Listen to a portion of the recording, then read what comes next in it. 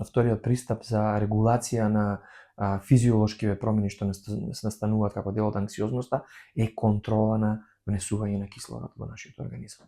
Постојат на интернет многу вежби за дишење од најразличен карактер, дури и цели едни сфери како јогата и како пилатесот и како хобиња кои што голем дел од акцентот ставаат на дишењето и тие секако можат да помогнат. Нема недостаток на вежби, едно нешто што мораме да внимаваме, на што мораме да внимаваме и да се ориентираме е без разлика која форма на дишење да ја применуваме за регулација на овој кислород, тоа треба секогаш да биде непријатна и нелагодна.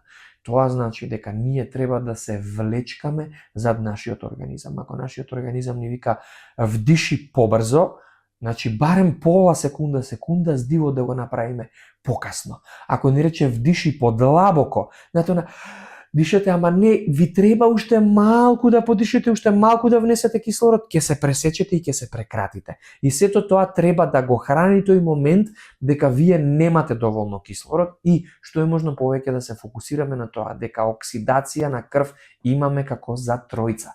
Дека тоа е лажна тревога која што не стимулира да одиме во насока во која што не ни е потребно да одиме во моментот и затоа ја применуваме таа техника. Не е битно, тоа може да биде 5 секунди, 3 секунди, 3 секунди вдишување, 1 секунда издишување, па обратно секакви техники има.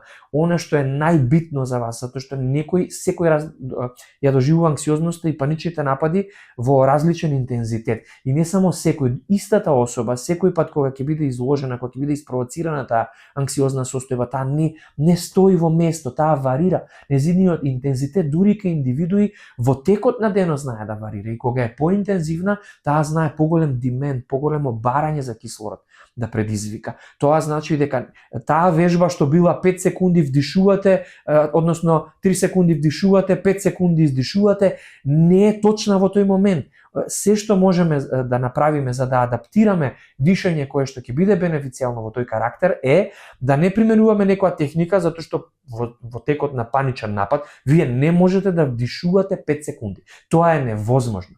Чувството дека ќе се угушиме, дека ќе се онесвестиме е преголемо, не можеме да го контролираме. Затоа се влечкаме, па макар и пола секунда за таа потреба.